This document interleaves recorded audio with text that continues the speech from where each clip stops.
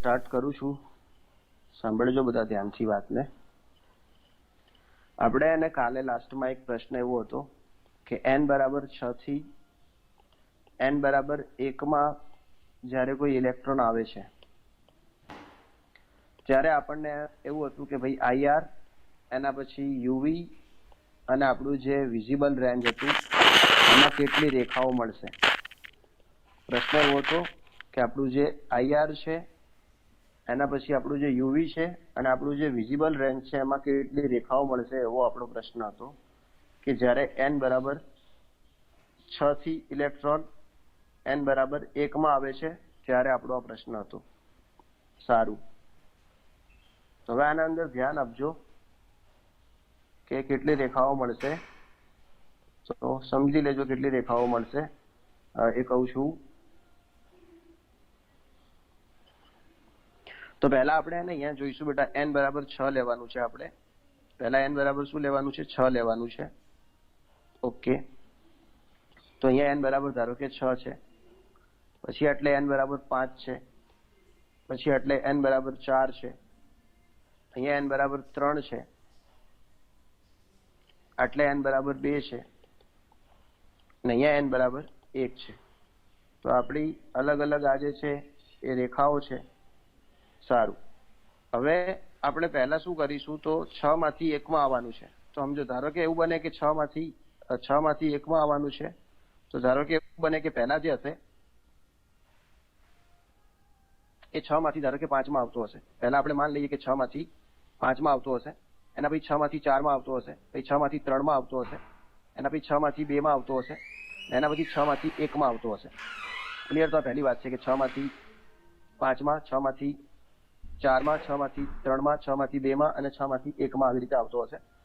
એના પછી આપણે બીજું વિચારીએ બેટા, તો બીજું એવું છે કે 5 માંથી 4 માં આવતો હશે, અથવા 5 માંથી 3 માં આવતો હશે, અથવા તો 5 માંથી 2 માં આવતો હશે, અથવા 5 માંથી 1 માં આવતો હશે. આવું થતું હશે. ક્લિયર?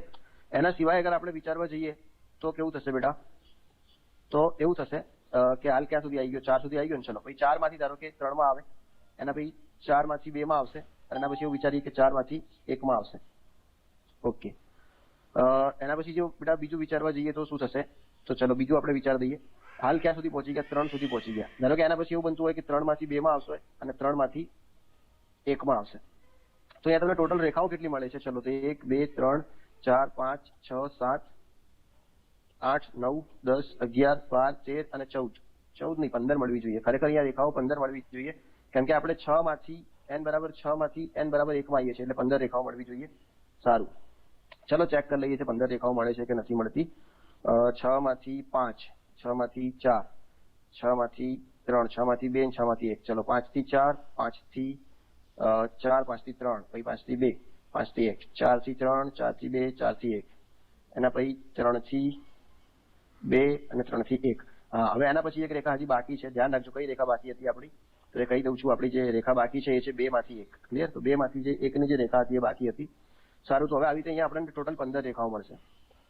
ટોટલ જે રેખાઓ મળશે એ કેટલી રેખાઓ મળશે? 15 રેખાઓ મળશે. ધ્યાન રાખજો, અહીંયા ટોટલી 15 રેખાઓ મળશે આરામથી આપણને અહીંયા. સારું, હવે મેં તમને પૂછ્યું કે IR માં કેટલી છે, UV માં કેટલી છે અને વિઝિબલ રેન્જમાં કેટલી છે. તો જે 1 માં આવતી હશે ને એ બધી UV માં કહેવાશે. સમજો, જે પહેલામાં આવતી હશે ને એ બધી UV માં કહેવાશે. ચલો, તો પહેલામાં કેટલી આવે છે બેટા? ધ્યાન રાખો, અહીંયા જે પહેલું છે એમાં કેટલી રેખાઓ આવે છે? તો જો પહેલાની અંદર 1 2 3 4 અને 5. તો UV નો જે આન્સર આવશે એ 5 આવશે. મતલબ UV માં જે રેખાઓની સંખ્યા આવશે કેટલી આવશે? 5 આવશે. એના પછી મેં તમને પૂછ્યું હતું વિઝિબલમાં કેટલી રેખાઓ આવશે.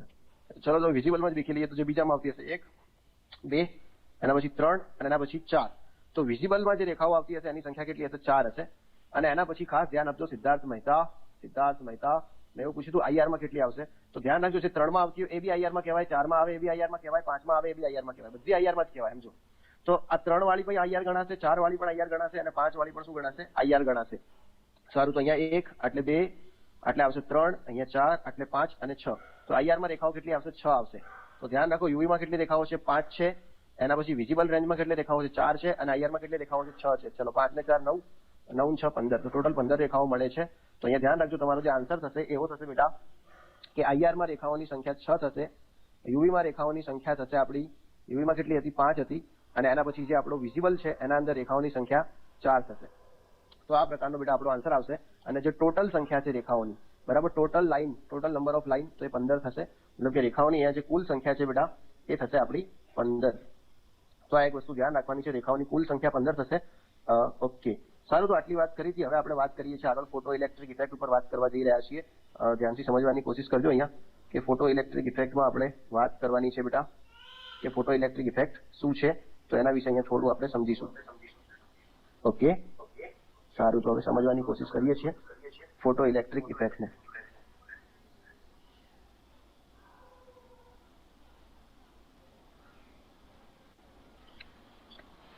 સારું.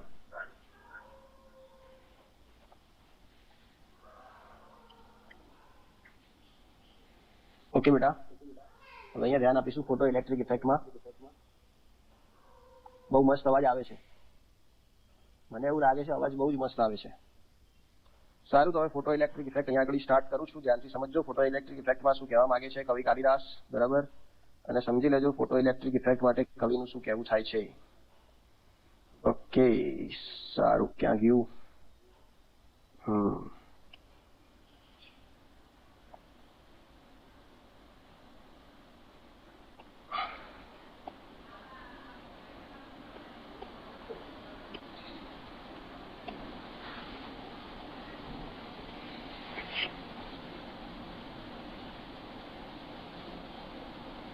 સારું. તો એક ફોટો મસ્ત દેખાતો હશે તમને ફોટો ઇલેક્ટ્રિક ઇફેક્ટનો. સારું. તો એ ફોટાને જોઈને હવે મજા લેવાની છે ફોટો ઇલેક્ટ્રિક ઇફેક્ટમાં કે શું છે ફોટો ઇલેક્ટ્રિક ઇફેક્ટ શું કહેવા માંગે છે. તો અહીંયા ધ્યાન રાખો, આપણી જોડે આ ધાતુની એક પટ્ટી છે. અહીંયા જે બેટા છે એ ધાતુની એક પટ્ટી છે. અહીંયા એક ધાતુની પટ્ટી છે, સમજો. આ કોઈ બી ધાતુ છે અથવા ધાતુની પટ્ટી છે. હવે અહીંયા સમજો કે થશે કેવું બેટા, તો આ જે ધાતુની પટ્ટી હશે, ચલો, તો એ ધાતુના અંદર સમજો કે કોઈ બી ધાતુ હોય તો એના અંદર પોતાના ઇલેક્ટ્રોન હોય. સમજો કે આ ધાતુ છે તો એના અંદર પોતાના શું હશે? ઇલેક્ટ્રોન હશે. ધાતુની પટ્ટીમાં ધાતુના પોતાના શું હશે? ઇલેક્ટ્રોન હશે. હવે સમજી લો કેવી રીતે હોય કે ધારો કે આ ધાતુ છે, બરાબર, તો આ ધાતુનું પરમાણુ કેન્દ્ર છે અને એની આજુબાજુની કક્ષાઓમાં એના ઇલેક્ટ્રોન છે. આ ધાતુનું પરમાણુ કેન્દ્ર છે અને એની આજુબાજુની કક્ષાઓમાં ધાતુના શું છે? ઇલેક્ટ્રોન છે. હવે સમજો થશે કેવું કે આ જે ઇલેક્ટ્રોન છે ધાતુની અંદર એ બંધિત ઇલેક્ટ્રોન છે. એ કેવા ઇલેક્ટ્રોન છે? બંધિત ઇલેક્ટ્રોન છે. હવે ફોટો ઇલેક્ટ્રિક જે ઇફેક્ટ છે એ આઇન્સ્ટાઈને આપી હતી અને પાછળથી એક વૈજ્ઞાનિક હતું હર્ટ્ઝ, તો એણે એની અંદર સુધારા વધારા કર્યા હતા. તો ફોટો ઇલેક્ટ્રિક ઇફેક્ટ કોણે આપી હતી? આઇન્સ્ટાઈને આપી હતી. અને પાછળથી જે હર્ટ્ઝ હતો ને એ ડોટ આવ્યો હતો અને એણે પાછળથી અંદર સુધારા વધારા કર્યા હતા. તો ફોટો ઇલેક્ટ્રિક ઇફેક્ટમાં મેઇન આઇન્સ્ટાઈન શું કહેવા માંગતો હતો તો એ સમજી લેજો પહેલા કે ફોટો ઇલેક્ટ્રિક ઇફેક્ટમાં મેઇન આઇન્સ્ટાઈનનું શું કહેવું હતું.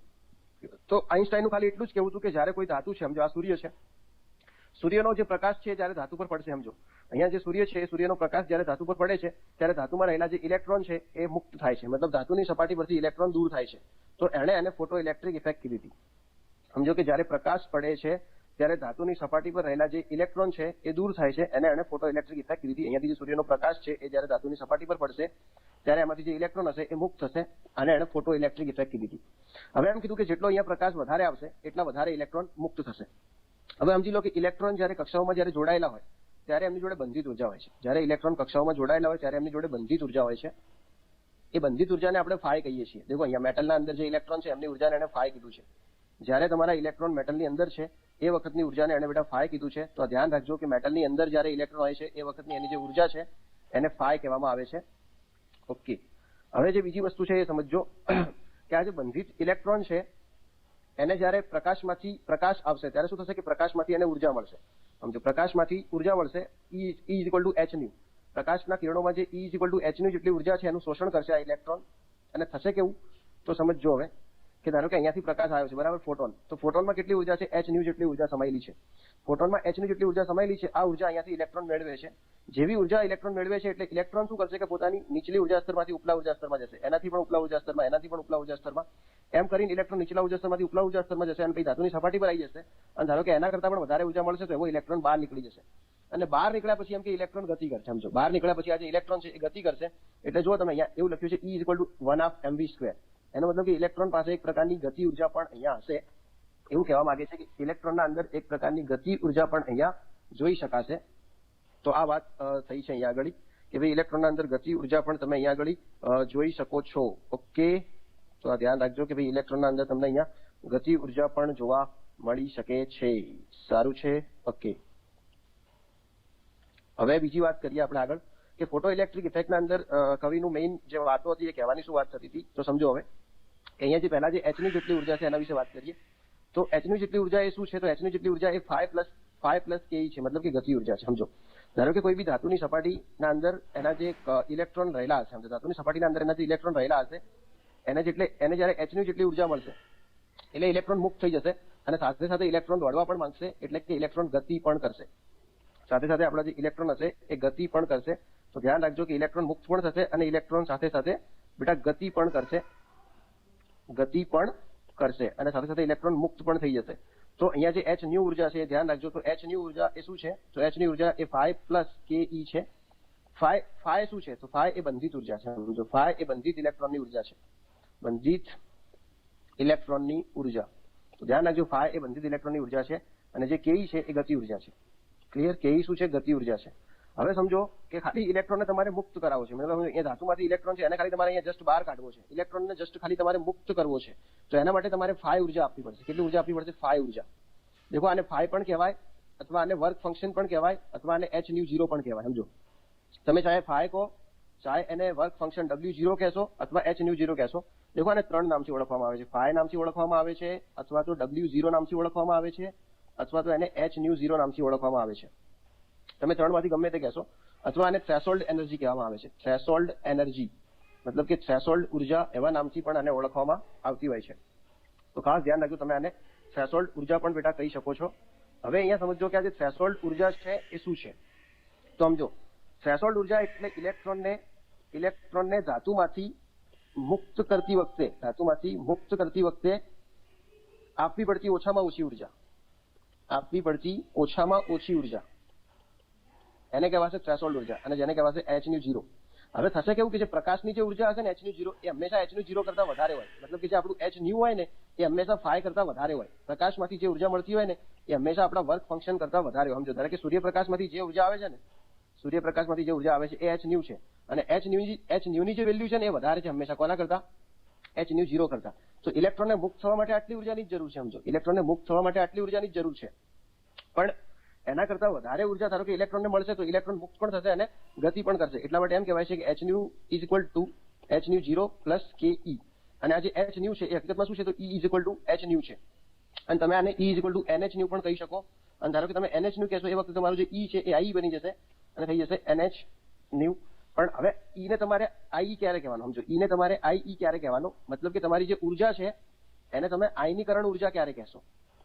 ધ્યાન આપજો બેટા, ઉર્જાને તમે આયનીકરણ ઉર્જા ક્યારે કહેશો એના વિશે વાત કરું છું. તો ચલો ઉર્જાને આયનીકરણ ઉર્જા ક્યારે કહી શકાય? ઓકે, તો આયનીકરણ ઉર્જા બે રીતે માપી શકો. એક તો તમે માપી શકો કિલોજૂલ પ્રતિ મોલ એકમમાં, અને બીજું એક છે તમારી જોડે કે જૂલ પ્રતિ પરમાણુ. તમે એવી રીતે પણ માપી શકો જૂલ પ્રતિ પરમાણુ. ક્લિયર? ધારો કે હવે તમને જે દાખલા આપે ને એમાં તમારે જોવાનું, તમને એના દાખલામાં એવું લખ્યું હોય કે આયનીકરણ ઉર્જા 425 કિલોજૂલ પ્રતિ પરમાણુ છે. સમજો ધારો કે તમને એક પ્રકારનો દાખલો એવો કે જેમાં આયનીકરણ ઉર્જા 425 કિલોજૂલ પ્રતિ પરમાણુ છે અને બીજો દાખલો એવો હોય કે એના અંદર તમને એમ લખ્યું કે ભાઈ આયનીકરણ ઉર્જા 300 કિલોજૂલ પ્રતિ મોલ છે. તો તમારે જોઈ લેવાનું કે ધારો કે તમારી આયનીકરણ ઉર્જા જૂલ પ્રતિ મોલમાં હશે તો તમારે સામે ગતિ ઉર્જાને અને થ્રેશોલ્ડ ઉર્જાને પણ જૂલ પ્રતિ મોલમાં જ રાખવાની છે. સમજો ધારો કે તમારી જે આયનીકરણ ઉર્જા છે એનો એકમ કિલોજૂલ પ્રતિ મોલ છે તો પછી તમારે ગતિ ઉર્જા અને તમારી જે થ્રેશોલ્ડ ઉર્જા છે ફાઈ એ બંનેને પણ કિલોજૂલ પ્રતિ મોલમાં રાખીશું. સારું, હવે એક એક્ઝામ્પલથી સમજાવવાનો પ્રયત્ન કરું છું. ધ્યાન આપવાની કોશિશ કરજો કે આપણી જોડે શું એક્ઝામ્પલ છે અને હું કેવી રીતે વાતને સમજાવવાનો પ્રયત્ન કરી રહ્યો છું. તો ધારો કે મને એક દાખલો આલ દીધો. દાખલો એવો છે કે ભાઈ સોડિયમની આયનીકરણ ઉર્જા એ 400 કિલોજૂલ પ્રતિ મોલ છે. સમજો મને એમ કીધું કે સોડિયમની જે આયનીકરણ ઉર્જા છે એ 400 કિલોજૂલ પ્રતિ મોલ છે અને એના ઉપર તમે 8000 એંગસ્ટ્રોમ તરંગ લંબાઈનો એક પ્રકાશનું કિરણ આપાત કરો છો. એના ઉપર 8000 એંગસ્ટ્રોમ તરંગ લંબાઈનો એક પ્રકાશનું કિરણ શું કરો છો? આપાત કરો છો. સારું, તો સોડિયમની જે આયનીકરણ ઉર્જા છે 400 કિલોજૂલ પ્રતિ મોલ છે અને તમે એની અંદર 8000 એંગસ્ટ્રોમ તરંગ લંબાઈનો એક પ્રકાશનું કિરણ બેટા આપાત કરી રહ્યા છો. તો હવે તમને એમ પૂછ્યું છે કે એની જે સોડિયમની જે ગતિ ઉર્જા હશે એ કેટલી હશે?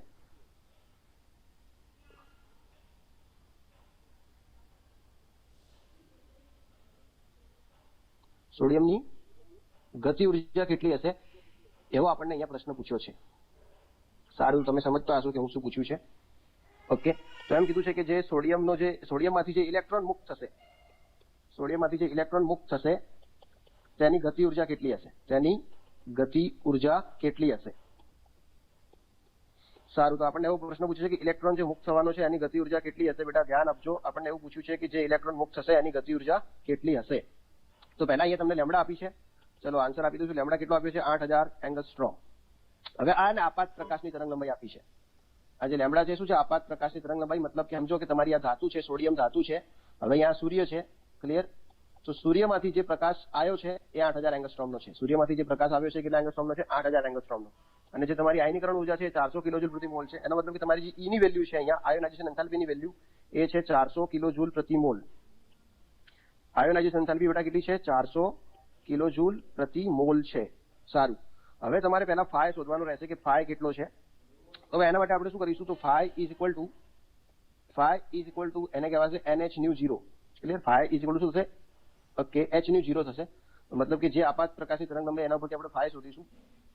ઓકે, તો ફાઈ ની જે કિંમત હશે શું થશે? hc/લેમ્ડા. અને આ જે છે ને એ આપણો લેમ્ડા કયો છે? તો આપાત લેમ્ડા છે. ઓકે, તો અહીંયા તમે કિંમત મૂકી દેશો ભાઈ. h ની કિંમત મૂકશો, c ની કિંમત મૂકશો અને લેમ્ડાની કિંમત મૂકી દેશો કે 8000. ચલો હવે 8000 એટલે 8000 ગુણ્યા 10⁻10. 8000 ગુણ્યા 10⁻10. ક્લિયર? તો આ કિંમત તમે આની મૂકી દેશો લેમ્ડાની. સારું, તો બધી કિંમત મૂકી દઈએ. 6.626 ગુણ્યા 10⁻34 ગુણ્યા c ની કિંમત કેટલી છે?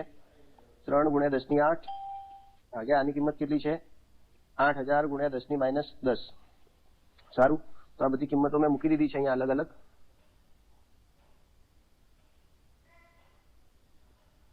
ભણવા માંગુ છું ફોટો ઇલેક્ટ્રિક ઇફેક્ટ ઉપરથી.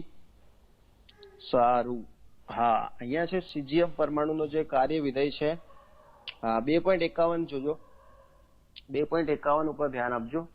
તમને એમ કીધું છે કે સીજીએમ પરમાણુનો જે કાર્ય વિધેય છે એ 1.19 વોલ્ટ છે. કાર્ય વિધેય એટલે અહીંયા તમે વર્ક ફંક્શન આપ્યું. તમને વર્ક ફંક્શન કેટલું આપ્યું છે? 1.9 વોલ્ટ આપી દીધું એ વર્ક ફંક્શન. 1.9 ઇલેક્ટ્રોન વોલ્ટ એ તમને વર્ક ફંક્શન આપ્યું છે. હવે તમને દહેલી તરંગ લંબાઈ કીધું છે. દહેલી તરંગ લંબાઈ એટલે તમારે λ0 ગણવાની છે. એના સિવાય વિકિરણની દહેલી આવૃત્તિ, એનો મતલબ કે તમારે ν0 ગણવાની છે. એના સિવાય એમ કીધું છે કે 500 નેનોમીટર વાળી તરંગ લંબાઈ આપવામાં આવે. મતલબ કે તમે λ બરાબર 500 નેનોમીટર જો તરંગ લંબાઈ આપશો તો અહીંયા એમ કીધું છે કે જે ઇલેક્ટ્રોન બહાર નીકળશે એ ઇલેક્ટ્રોનનો વેગ કેટલો હશે. ઓકે, તો આ બધા પ્રશ્નો પૂછ્યા છે કે જે ઇલેક્ટ્રોન બહાર નીકળશે એનો વેગ કેટલો હશે. સારું, હવે તો અહીંયા કાર્ય વિધેય તમને આપેલું છે. દહેલી તરંગ લંબાઈ તમારે ગણવાની છે, વિકિરણની દહેલી આવૃત્તિ ગણવાની છે, અને જે ઇલેક્ટ્રોન અહીંયાથી બહાર નીકળશે એ ફોટો ઇલેક્ટ્રોનનો વેગ કેટલો હશે. તો એવો પણ અહીંયા પ્રશ્ન આપણને પૂછ્યો છે. ઓકે,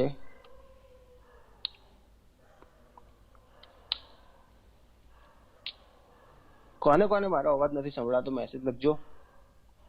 એક તો જયને નહીં સંભળાતો, એના પછી હેતવીને નહીં સંભળાતો, બીજા કોને નહીં સંભળાતો મારો અવાજ?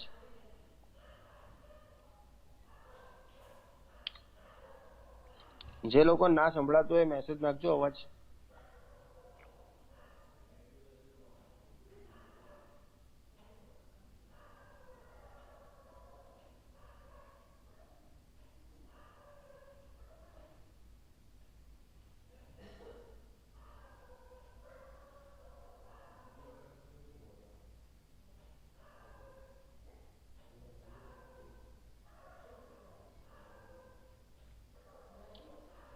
ઓકે ભાઈ, મથો થોડું કોક શીખો એટલે અવાજ આવી જશે. બરાબર, હવે અહીંયા ધ્યાન રાખજો. આપણો જે ફાઈ હશે તો ફાઈ શું હશે? H/0 હશે. ક્લિયર? એના ઉપર તમે phi is equal two hc/λ0 કરી શકો. હવે તમને અહીંયા ફાઈ ની કિંમત ઇલેક્ટ્રોન વોલ્ટમાં આપી છે. કેટલી આપી છે? 1.9 ઇલેક્ટ્રોન વોલ્ટ. તો આ તમને ફાઈ ની કિંમત આપેલી છે. હવે તમારે શું કરવાનું છે? તો અહીંયા ધ્યાન આપજો કે પહેલા તો આને ઇલેક્ટ્રોન વોલ્ટમાંથી જૂલમાં લઈ જવાનો છે.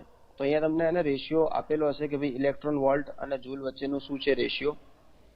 ઓકે, આ દાખલામાં તો આપ્યો નહીં એણે ઇલેક્ટ્રોન વોલ્ટ અને જૂલ વચ્ચેનો જે રેશિયો છે. સારું, તો બીજા કોઈ દાખલામાં હશે એમાંથી આપણે ઇલેક્ટ્રોન વોલ્ટ અને જૂલનો રેશિયો નીકાળવો પડશે કે ઇલેક્ટ્રોન વોલ્ટ અને જૂલ વચ્ચેનો સંબંધ શું છે. જો અહીંયાથી આપણે સંબંધ એ લઈ લઈશું, ઇલેક્ટ્રોન વોલ્ટ અને જૂલ વચ્ચેનો સંબંધ છે. અહીંયા જો આ લખેલું છે, 1 ઇલેક્ટ્રોન વોલ્ટ બરાબર 1.6020 ગુણ્યા 10-19 જૂલ, है ना. 1 ઇલેક્ટ્રોન વોલ્ટ બરાબર 1.6020 ગુણ્યા 10-19 જૂલ, એવો આપણને અહીંયા એક સંબંધ આપેલો છે. સારું, તો હવે ધ્યાન આપજો અહીંયા.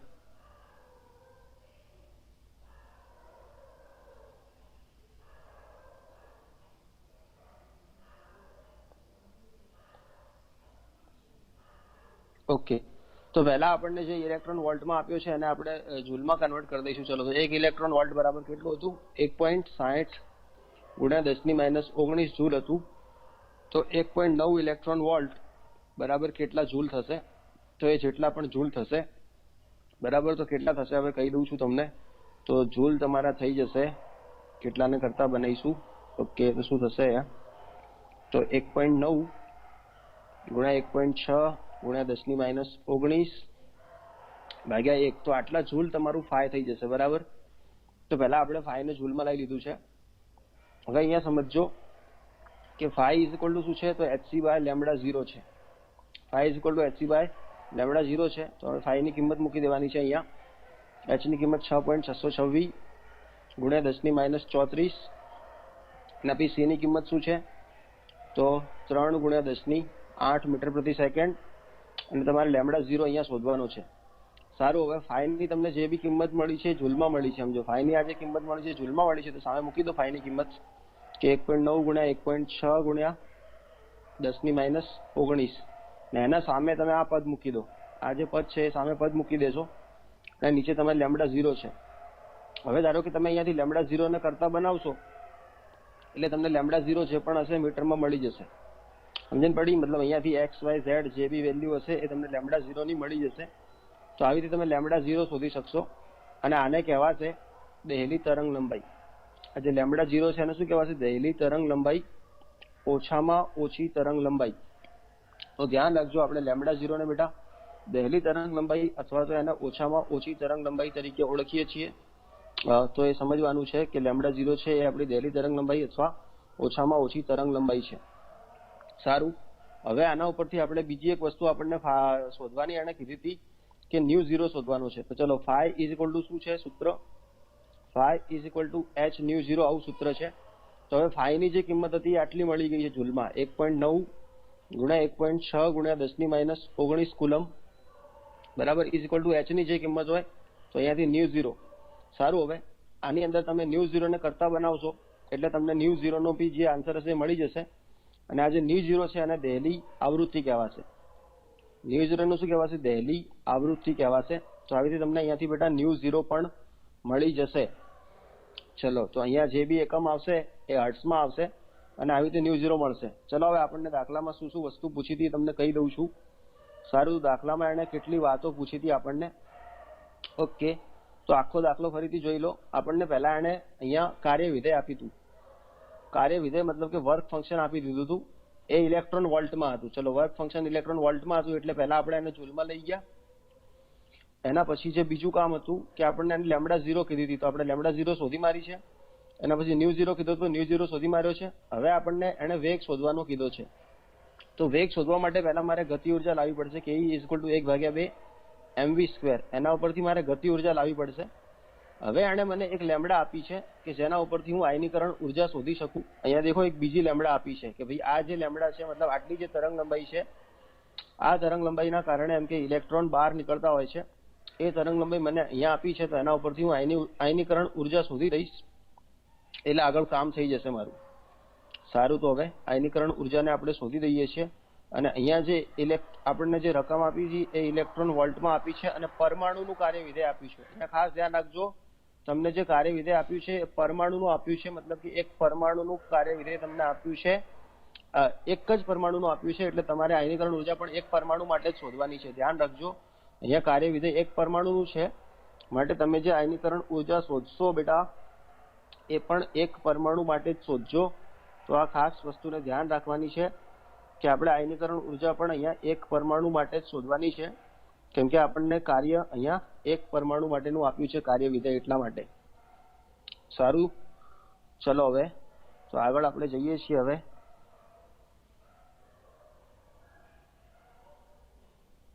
5 ઓકે 6.5 ગુણ્યા 10⁷ ઓકે જે બી હશે વાંધો નહીં બરાબર મારે આન્સરથી મતલબ નહીં કોઈ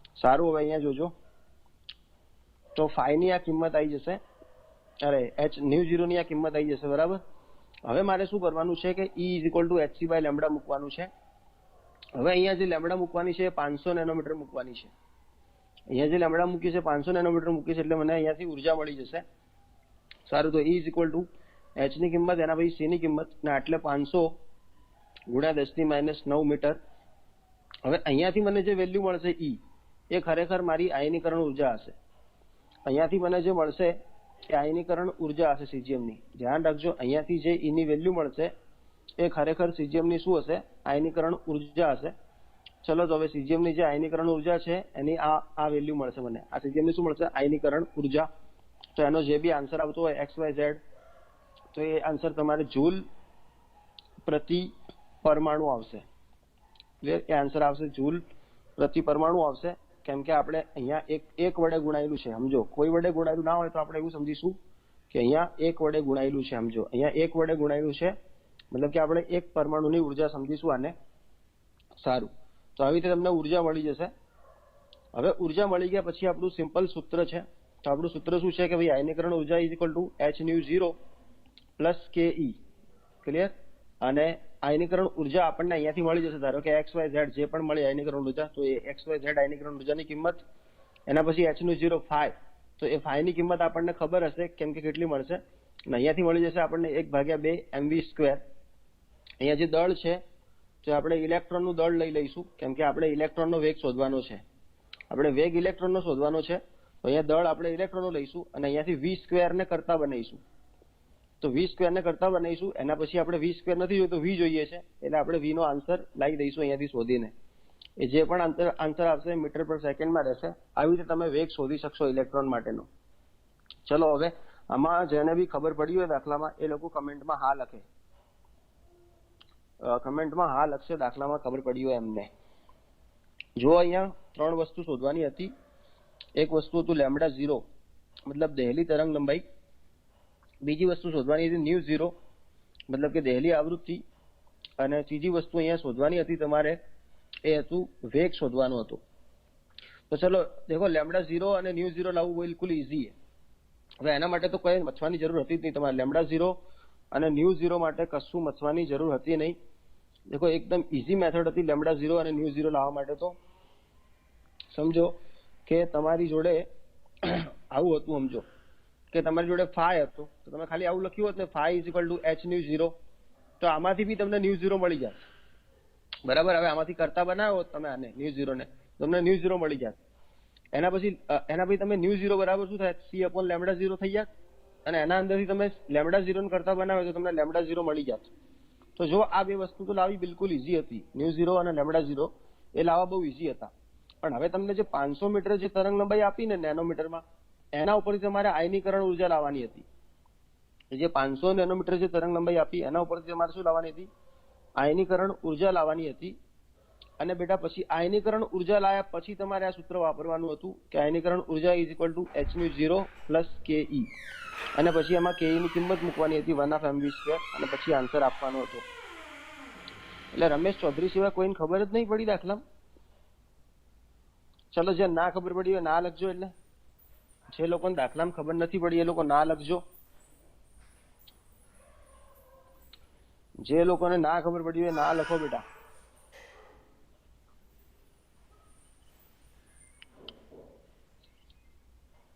જેમને પણ ના ખબર પડી હોય એ ના લખશો મારા દીકરા અને તમારા લોકો નોટિફિકેશન ના સાઉન્ડ વાગે છે બધાને એમ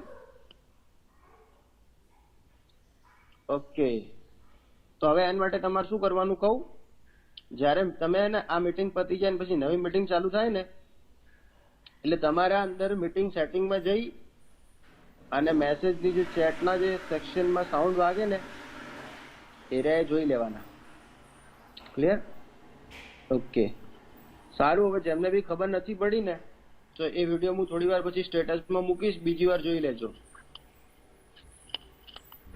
આખો વિડીયો પતશે ને હું સ્ટેટસમાં મૂકીશ લિંક. ઓકે, સારું. તો આ રીતે હતો આ દાખલો. અહીંયા ધ્યાન આપજો. દાખલો અહીંયાથી હતો આપણો, બરાબર. દાખલો હતો આપણો 2.5. ઓકે, સારું. તો ફોટો ઇલેક્ટ્રિક ઇફેક્ટ ઉપરથી તમને આ પ્રકારના દાખલા પૂછાશે. ચલો હવે બીજો એક દાખલો ફોટો ઇલેક્ટ્રિક ઇફેક્ટ ઉપરથી તમને અહીંયા બતાવું છું. સારું, ચલો આ એક દાખલો છે ફોટો ઇલેક્ટ્રિક ઇફેક્ટ ઉપરથી 2.9. આ જે 2.9 નંબરનો જે દાખલો છે, તો ફટાફટ બધા આને ગણી અને મને આન્સર આપશે 2.9 ફોટો ઇલેક્ટ્રિક ઇફેક્ટ ઉપરથી. આ જે 2.9 નંબરનો જે દાખલો છે એ મને ગણી અને બધા આન્સર આપવાનો છે. દેખો, રકમ તમારી સામે છે. રકમ શું है? તો રકમ એવી છે 2.9 નંબરનું.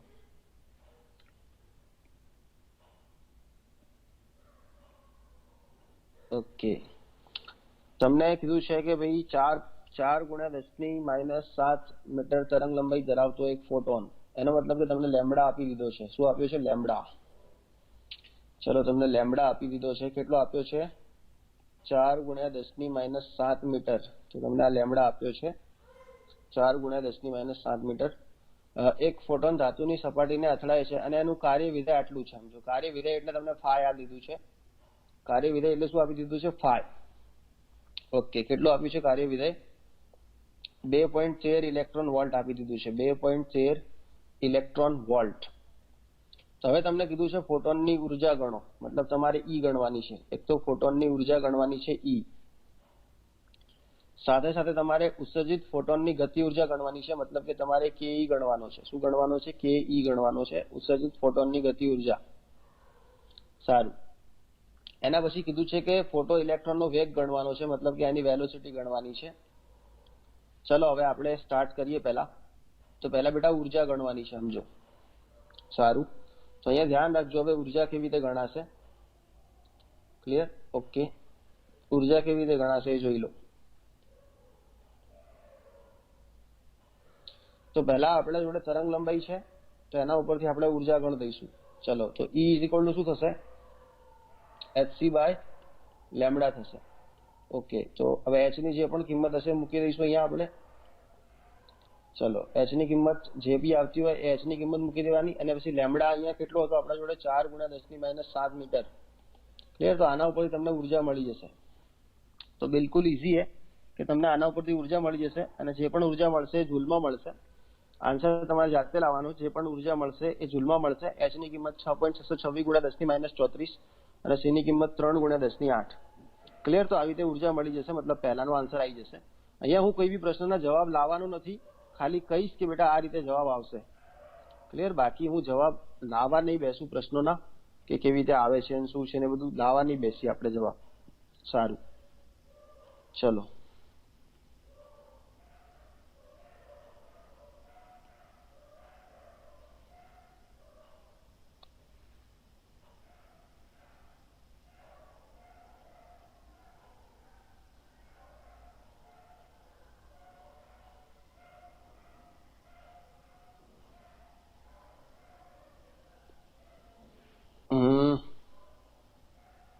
ઓકે, ચલો હવે બીજું આપણને અહીંયા શું આપેલું છે? ચલો, તો આપણે અહીંયા ઉર્જા લઈ દીધી છે. સારું, હવે બીજું આપણને શોધવાનું કીધું છે ગતિ ઉર્જા, અને વેગ શોધવાનું કીધું છે. ફાઈ આપેલો છે. ચલો, હવે ફાઈ તમને અહીંયા ઇલેક્ટ્રોન વોલ્ટમાં આપ્યો છે. પહેલા ધ્યાન રાખજો, અહીંયા બેટા જે ફાઈની કિંમત છે ઇલેક્ટ્રોન વોલ્ટમાં છે. અને કેટલી છે? 2.13 ઇલેક્ટ્રોન વોલ્ટ છે ફાઈની કિંમત. સારું, તો ફાઈને પહેલા આપણે 2.13 ઇલેક્ટ્રોન વોલ્ટ છે, તો એમાં પહેલા જૂલમાં ફેરવી દેવો પડશે. તો કેવી રીતે ફેરવશો? ચલો, 1 ઇલેક્ટ્રોન વોલ્ટ બરાબર શું હતું? 1.6 ગુણ્યા 10⁻19 જૂલ છે. 1.6 ગુણ્યા 10⁻19 જૂલ છે. સારું, તો અહીંયા 2.13 ઇલેક્ટ્રોન વોલ્ટ બરાબર જેટલા બી જૂલ થતા હશે એ જૂલમાં લાવી દઈશું. તો અહીંયા શું થશે? તમારો જે ફાઈ હશે જૂલમાં આવી જશે. ક્લિયર? તો ફાઈ કેટલો આવશે તમારો? 2.13 ગુણ્યા 1.6 ગુણ્યા 10⁻19 જૂલ, આટલો થશે ફાઈ. ગુણાકાર તમારે જાતે કરી દેવાનો. ઓકે, તો અહીંયા તમને ફાઈની કિંમત તમારી જૂલમાં આવી ગઈ છે. અહીંયા જે ફાઈની જે કિંમત છે એ જૂલમાં આવી ગઈ છે. હવે તમારે શોધવાની છે ગતિ ઉર્જા અને વેગ શોધવાનો છે. ચલો તો બિલકુલ સિમ્પલ છે ગતિ ઉર્જા અને વેગ શોધવાનું બેટા. આપણું સૂત્ર શું છે કે E બરાબર h0 પ્લસ ke. E બરાબર h0 પ્લસ ke. આવું સૂત્ર છે આપણું. ચલો E આપણને પહેલા મળી ગયું હશે XYZ જે પણ હશે ઉપરના સૂત્ર ઉપરથી. અહીંયા આપણે E શોધ્યો હતો ને, જો હવે અહીંયાથી આપણને E ની કિંમત મળી ગઈ હશે. તો અહીંયાથી જે બી E ની કિંમત મળી હોય XYZ એ કિંમત અહીંયા મૂકી દઈશું આપણે E ની નીચે, મતલબ E ની એ કિંમત મૂકી દઈશું. એના પછી આ જે કિંમત છે ફાઈની, તો એ ફાઈની કિંમત છે એ જ ખરેખર h0 છે, કેમ કે ફાઈ આપણા માટે શું છે h0 છે, એ મૂકી દઈશું. અને એના પછી અહીંયા આપણને ke એના ઉપરથી ગતિ ઉર્જા મળી જશે. ચલો હવે તમે અહીંયાથી ke ને કરતા બનાવશો એટલે તમારું XYZ માઇનસ ફાઈ, તો એ તમારો ke બની જશે. અને તમે ke શોધી મારો, ધારો કે તમને ke ની કિંમત ABC મળી, ધારો કે તમને ke ની જે કિંમત છે ABC મળી, તો એના પછી તમારે શું કરવાનું છે ke = 1/2 mv². ke = 1/2 mv². એમ અહીંયા પાછું દળ લઈ લઈશું ઇલેક્ટ્રોનનું, અને તમે v² ને કરતા બનાવશો એટલે પાછું તમને અહીંયાથી વેગ મળી જશે. સારું, હવે આના અંદર જેને ખબર પડી હોય એ લોકો હા લખો, જેને બી ખબર પડી હોય એ લોકો હા લખજો.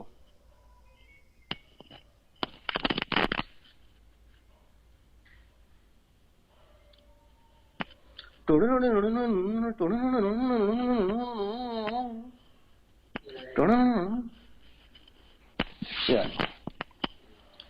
હવે આવી રીતે તમે ફાઈ પણ શોધી શકો છો, બિલકુલ ઈઝી હતું. તો ફોટો ઇલેક્ટ્રિક ઇફેક્ટ ઉપરથી તમને જે ખાસ કરીને પ્રશ્નો પૂછશે, તો ફોટો ઇલેક્ટ્રિક ઉપરથી અમને એક તો ફાઈ શોધવાના પ્રશ્નો પૂછશે કે તમે એમ કે ફાઈ શોધો, એમ કે એવા પ્રશ્નો પૂછશે ખાસ કરીને ફોટો ઇલેક્ટ્રિક ઇફેક્ટ ઉપરથી. એના પછી તમને ફાઈ અથવા એને વર્ક ફંક્શન પણ કહેવાય અથવા એને h0 પણ કહેવાય, આ પ્રકારના પ્રશ્નો પૂછશે. હવે આ બધું ખરેખર ચોપડીનું છે, એટલું બધું ખાસ હે નહીં, તમે એના અંદરથી બહુ ઈઝી રીતે બધું સમજી શકો એટલું બધું કઈ ચિંતા કરવા જેવું હે નહીં. તો આ પ્રકારના ફાઈના પ્રશ્નો પૂછશે. એના પછી કોઈ વખત તમને આયનીકરણ ઉર્જાના પ્રશ્નો પૂછશે અને કોઈ વખત તમને કાઇનેટિક એનર્જીના પ્રશ્નો પૂછશે. પણ અહીંયા એને એક વસ્તુ ખાસ ધ્યાન રાખજો, આ લોકોને તમારે એકમ ધ્યાન રાખવાના છે. ઘણી વખત તમને આયનીકરણ ઉર્જા હે ને એ કિલો જૂલ પ્રતિ મોલમાં આપશે, સમજો. આયનીકરણ ઉર્જા કિલો જૂલ પ્રતિ મોલમાં આપશે, અને ધારો કે તમને ગતિ ઉર્જા હશે ને એ આપી હશે કિલો જૂલ પ્રતિ પરમાણુમાં. હવે તમે લોકો શું ધંધા કરશો, પછી તમે લોકો ડાયરેક્ટ આમ કરી દેશો કે ke = IE - 5, તો એ વખતે ખોટું પડશે, કેમ કે આ તમને કિલો જૂલ પ્રતિ પરમાણુમાં આપી છે અને આ જે છે કિલો જૂલ પ્રતિ મોલમાં છે, એટલે તમારે શું કરવું પડશે, આને પણ કિલો જૂલ પ્રતિ પરમાણુમાં કન્વર્ટ કરવી પડશે. એના સિવાય દાખલો નહીં ગણી શકો. તો આવો એક દાખલો બતાવું છું. સારું, હવે આવો એક દાખલો બતાવું છું, જોઈ લો. ઓકે,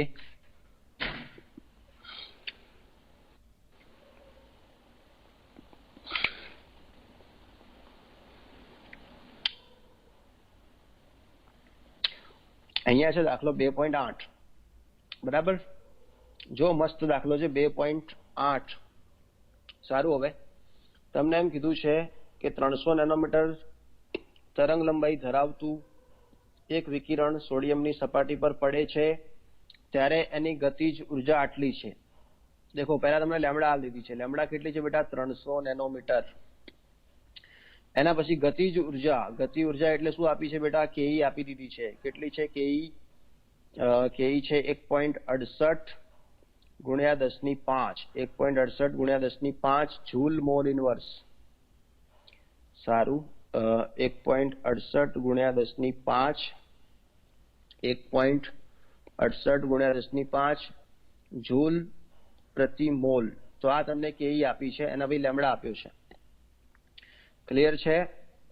હવે તમને એમ પૂછ્યું છે કે સોડિયમમાંથી એક ઇલેક્ટ્રોન દૂર કરવા માટે, હવે તમને જુઓ જે ગતિ ઉર્જા આપી છે પ્રતિ મોલની આપી છે. પ્રતિ મોલ એનો મતલબ કે 6.022 ગુણ્યા 10⁻23 ઇલેક્ટ્રોન દૂર કરવા હોય ને ત્યારની આપી છે ગતિ ઉર્જા. અને હવે તમને એમ કીધું છે કે એક ઇલેક્ટ્રોન દૂર કરવા માટે ઓછામાં ઓછી કેટલી ઉર્જાની જરૂર પડશે. એનો મતલબ કે તમને h0 પૂછ્યો છે, સમજો. તમને પૂછ્યો શું છે? h0. કેમ કે જે ઓછામાં ઓછી ઉર્જાની જરૂર પડે ને એને જ આપણે ν0 કહીએ છીએ, અથવા એને જ φ કહીએ છીએ, અથવા એને જ h0 કહીએ છીએ. ધ્યાન રાખજો, h0 એ શું છે? તો મેં તમને સવારે વાત કરી હતી કે ઇલેક્ટ્રોન બંધિત અવસ્થામાં હોય. કેવી અવસ્થામાં હોય? બંધિત અવસ્થામાં. અને બંધિત અવસ્થામાં રહેલા ઇલેક્ટ્રોનને બહાર નીકળવા માટે જે ઓછામાં ઓછી ઉર્જાની જરૂર પડે એને આપણે કાર્ય વિધેય કહીએ છીએ, અથવા એને જ આપણે શું કહીએ છીએ, ફાય કહીએ છીએ. બંધિત ઇલેક્ટ્રોનને મુક્ત કરવા માટે જે ઓછામાં ઓછી ઉર્જાની જરૂર પડતી હોય એને જ આપણે શું કહેતા હોઈએ છીએ, ફાય કહેતા હોઈએ છીએ, અથવા એને જ આપણે બેટા H0 કહેતા હોઈએ છીએ. તો એ બધાને ખબર હશે.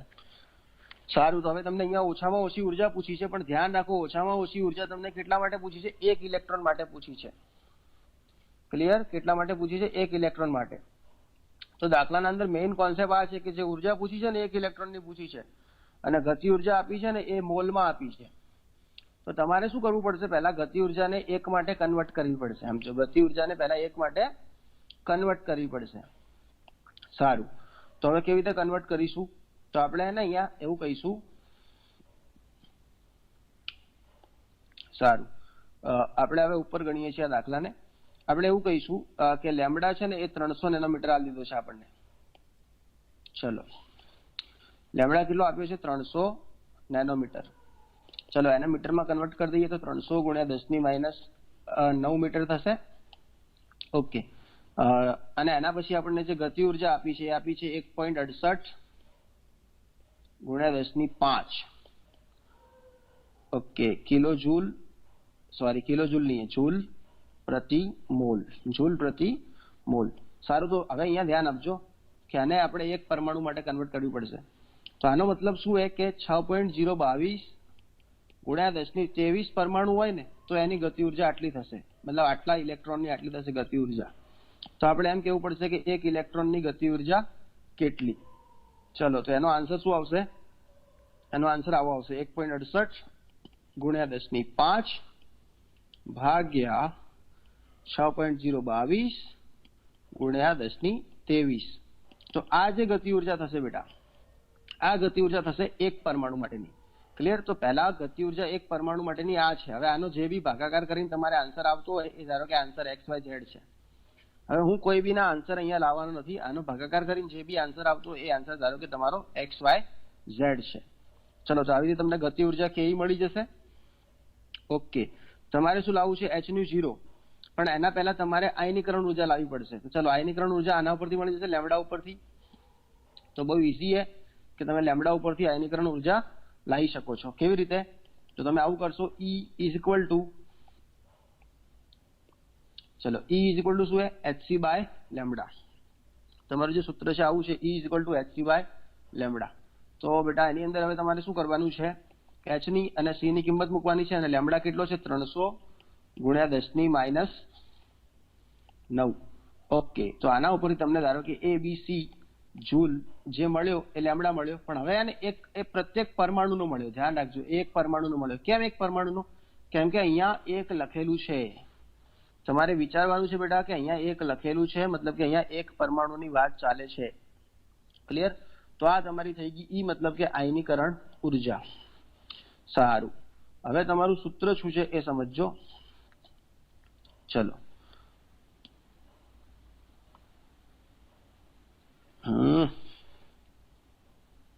ચલો, તો તમારું જે સૂત્ર છે આવું છે કે આયનીકરણ ઉર્જા બરાબર H0 પ્લસ KE. સારું, તો આયનીકરણ ઉર્જા આપણને શું મળી હતી? ABC, મતલબ જે બી આન્સર હતો એ. H0 આપણે શોધવાનું છે, અને ગતિ ઉર્જા આપણને શું મળી હતી? XYZ. દેખો, આ ગતિ ઉર્જા પણ પરમાણુમાં કન્વર્ટ થયેલી મળી છે, અને અહીંયા છે એ પણ એક પરમાણુ માટે છે. હવે તમને જે પણ મળશે H0 એ એક પરમાણુમાંથી ઇલેક્ટ્રોનને દૂર કરવા માટેની ઓછામાં ઓછી ઉર્જા હશે. ધારો કે તમને આ XYZ મળે, સોરી, ચલો, XYZ શું PQRS મળે છે. ક્લિયર? તો આ તમારો આન્સર થઈ જશે. આમાં જેને પણ ખબર પડી હોય એ લોકો હા લખજો. આમાં જેને પણ ખબર પડી હોય એ લોકો હા લખી શકો છો.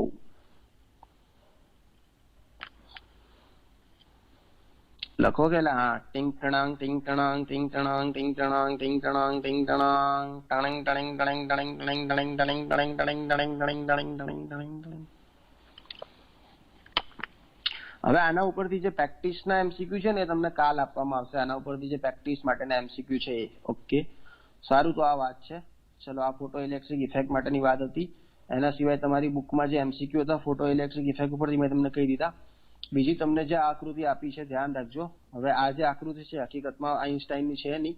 આ જે હર્ટ્ઝ ને એ લોકો ડોટ ડાયા થયા હતા એના પછીની આકૃતિ છે.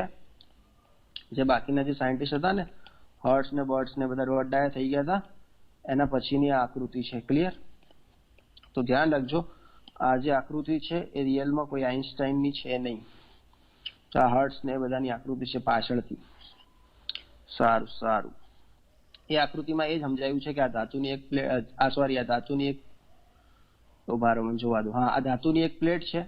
હવે આ ધાતુની પ્લેટ ઉપર જો અહીંયાથી પ્રકાશ આવ્યો બહારથી. આ જો લાઇટ અહીંયા લખેલું છે ને, લાઇટ દેખાયું? લાઇટ લખેલું. હા, એટલે અહીંયાથી પ્રકાશ આવ્યો અને પ્રકાશ પડ્યો એટલે અહીંયાથી ઇલેક્ટ્રોન મળે અને ડિટેક્ટર એટલે પ્રસરણ પડદા ઉપર ખબર પડી ગઈ ઇલેક્ટ્રોન મળે છે. હવે અહીંયા એક ખાસ વાત ધ્યાન રાખજો કે ધાતુમાંથી ઇલેક્ટ્રોનનું ઉત્સર્જન ક્યારે થાય? ધાતુમાંથી ઇલેક્ટ્રોનનું ઉત્સર્જન ક્યારે થાય? સમજો, આ વાત સમજવાની છે કે ધાતુમાંથી ઇલેક્ટ્રોનનું ઉત્સર્જન ક્યારે થાય? તો જ્યારે ધાતુમાંથી ઇલેક્ટ્રોનનું ઉત્સર્જન ક્યારે થાય તો એ સમજજો કે જ્યારે hν 0 કરતા hν મોટો હોય. સમજણ પડી? ત્યારે ધાતુમાંથી ઇલેક્ટ્રોનનું શું થશે? ઉત્સર્જન થશે. અથવા તો hν 0 અને hν સરખા હોય ત્યારે ધાતુમાંથી ઇલેક્ટ્રોનનું ઉત્સર્જન થશે. હવે થશે કેવું? સમજો કે hν 0 અને hν સરખા છે તો ધાતુમાંથી ઇલેક્ટ્રોન ઉત્સર્જિત થશે. પણ જ્યારે hν 0 કરતા hν મોટો હશે ત્યારે ધાતુમાંથી ઇલેક્ટ્રોન ઉત્સર્જિત થશે, સાથે સાથે ગતિ પણ કરશે. સમજો, ધારો કે hν 0 મતલબ કે થ્રેશોલ્ડ ઉર્જા જેટલી ઉર્જા અગર મળે છે, સમજો થ્રેશોલ્ડ ઉર્જા જેટલી જ ઉર્જા બહારથી મળે છે તો ખાલી ઇલેક્ટ્રોન ઉત્સર્જિત થશે, મતલબ કે ઇલેક્ટ્રોન ખાલી ધાતુની પટ્ટીમાંથી બહાર આવશે. પણ ધારો કે થ્રેશોલ્ડ ઉર્જા કરતાં પણ વધારે ઉર્જા અગર મળે છે તો ઇલેક્ટ્રોન એ બહાર પણ આવશે અને સાથે સાથે ઇલેક્ટ્રોન એ ગતિ પણ કરશે. તો આપણે ધ્યાન રાખવાનું છે. હવે એક વસ્તુ સમજી લો કે અહીંયા બે વાત તમારે સમજવાની છે. અહીંયા એક સમજવાની છે આવૃત્તિ અને બીજી વસ્તુ સમજવાની છે તીવ્રતા. એક વાત તમારે સમજવાની છે આવૃત્તિ અને બીજી વાત સમજવાની છે તીવ્રતા. આવૃત્તિને આપણે ન્યુ કહીએ છીએ અને તીવ્રતાને ઇન્ટેન્સિટી કહેવાય. આવૃત્તિને શું કહેવાય? ન્યુ કહેવાય અને તીવ્રતાને ઇન્ટેન્સિટી કહેવાય. હવે જે આઈન્સ્ટાઈન હતો ને, ધ્યાન રાખજો, આઈન્સ્ટાઈન એને પ્રકાશની કણ પ્રકૃતિમાં સમજણ પડતી હતી. આઈન્સ્ટાઈનને પ્રકાશની કઈ પ્રકૃતિમાં ખબર પડતી હતી? કણ પ્રકૃતિમાં. ધ્યાન રાખજો. અને તમને એમ પૂછે કે ફોટો ઇલેક્ટ્રિક ઇફેક્ટ એ કઈ ઘટના પર આધારિત છે? તો ફોટો ઇલેક્ટ્રિક ઇફેક્ટ એ પ્રકાશની કણ પ્રકૃતિ પર આધારિત છે. બેટા એક વસ્તુ સમજવા જેવી છે કે ફોટો ઇલેક્ટ્રિક અસર છે એ કઈ ઘટના પર આધારિત છે? તો ફોટો ઇલેક્ટ્રિક અસર એ પ્રકાશની કણ પ્રકૃતિ પર આધારિત છે, એના પાર્ટિકલ નેચર ઉપર આધારિત છે. હવે એક વસ્તુ સમજો, તીવ્રતા અને આવૃત્તિમાં શું ફરક છે? સમજો, તીવ્રતા અને આવૃત્તિમાં શું ફરક છે તો સમજો, હું ધારો કે પ્રકાશને કણ સ્વરૂપમાં સમજી લઉં. ધારો કે હું માનું કે પ્રકાશ એ કણ સ્વરૂપમાં છે તો સમજો કે એક સેકન્ડમાં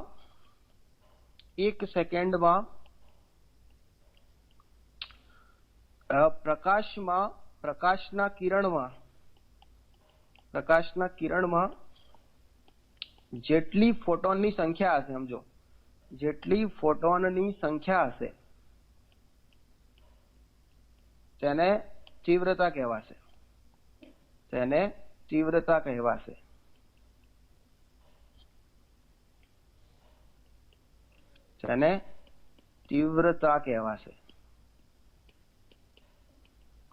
એટલે અહીંયા સમજવાનું છે. મારી જોડે ધારો કે ધાતુની એક પટ્ટી છે, સમજો મારી જોડે એક ધાતુની પટ્ટી છે.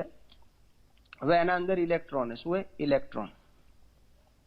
સમજો ધાતુની પટ્ટીમાં ઇલેક્ટ્રોન છે. હવે આઈન્સ્ટાઈને શું કીધું તું સમજો. આઈન્સ્ટાઈનના વાક્યો બોલું છું, આઈન્સ્ટાઈનના પોતાના મોઢાના વાક્યો. જે આઈન્સ્ટાઈને જે વાક્ય બોલ્યા હતા ને એ વાક્ય કહું છું, સાંભળજો. આઈન્સ્ટાઈનના ખુદના બોલ. આઈન્સ્ટાઈને એમ કીધું કે જ્યારે એક ફોટોન અહીંયા અથડાય, સમજો એક ફોટોન અહીંયા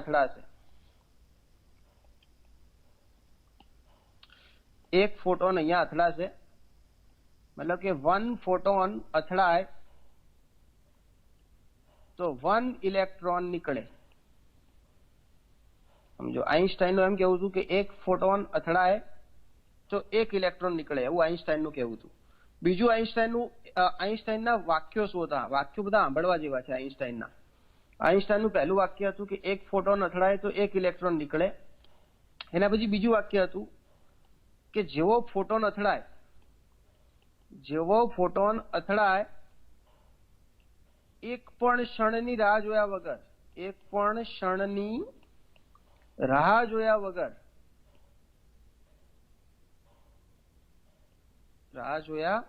વગર ઇલેક્ટ્રોન નીકળી જાય.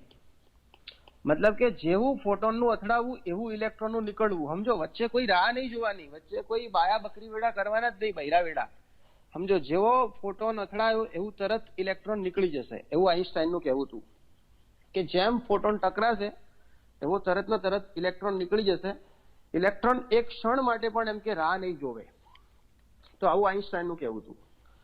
હવે આઈન્સ્ટાઈન એવું કહેતો હતો કે જેટલા વધુ ફોટોન અથડાય તેટલા વધુ ઇલેક્ટ્રોન બહાર નીકળે. સમજો, આઈન્સ્ટાઈન એવું કહેતો હતો કે જેટલા વધારે ફોટોન અથડાશે તેટલા વધારે ઇલેક્ટ્રોન બહાર નીકળશે, એવું આઈન્સ્ટાઈનનું કહેવું હતું. અને આઈન્સ્ટાઈને એક શબ્દ આપ્યો હતો તીવ્રતા. ધ્યાન રાખજો, આઈન્સ્ટાઈને એક શબ્દ શું આપ્યો હતો? તીવ્રતા. તીવ્રતા એટલે શું? તો સમજો, આ જે ધાતુ છે, આ જે ધાતુની પટ્ટી છે, એના અંદર 1 સેકન્ડમાં કેટલા ફોટોન અથડાશે એને તીવ્રતા કહેવાય. સમજો, ધાતુની પટ્ટી ઉપર 1 સેકન્ડમાં કેટલા ફોટોન અથડાશે એની સંખ્યાને કહેવાશે તીવ્રતા. સમજો, ધારો કે પહેલા સમજો કે અહીંયા ધાતુની પટ્ટી ઉપર 50 ફોટોન અથડાય છે, તો એમ કહેવાશે કે ભાઈ તીવ્રતા એ 50 છે, આની જે ફ્રીક્વન્સી છે એ 50 છે. ધારો કે અહીંયા 100 ફોટોન અથડાય છે, તો એમ કહેવાશે કે ભાઈ ફ્રીક્વન્સી એ 100 છે. તો આઈન્સ્ટાઈનનું એમ કહેવું હતું કે જેટલા એકમ સમયમાં જેટલા ફોટોન વધારે અથડાશે, એકમ સમયમાં જેટલા વધુ ફોટોન અથડાશે એટલા વધુ ને વધુ ઇલેક્ટ્રોન બહાર નીકળશે, એવું આઈન્સ્ટાઈનનું કહેવું હતું. મતલબ કે જેટલા વધારે ફોટોન અથડાશે એટલા વધારે ઇલેક્ટ્રોન બહાર નીકળશે, એવું આઈન્સ્ટાઈનનું કહેવું હતું. સમજણ પડે છે? હવે સમજો કે 1 સેકન્ડમાં અથડાતા ફોટોનની સંખ્યા, સમજો અથડાતા ફોટોનની સંખ્યા એ જ છે તીવ્રતા. તો ધ્યાન રાખજો, તીવ્રતા શું છે? તો તીવ્રતા છે એકમ સમયમાં ધાતુની પટ્ટી સાથે અથડાતા જે ફોટોન છે એની જે સંખ્યા છે એને બેટા તીવ્રતા કહે છે.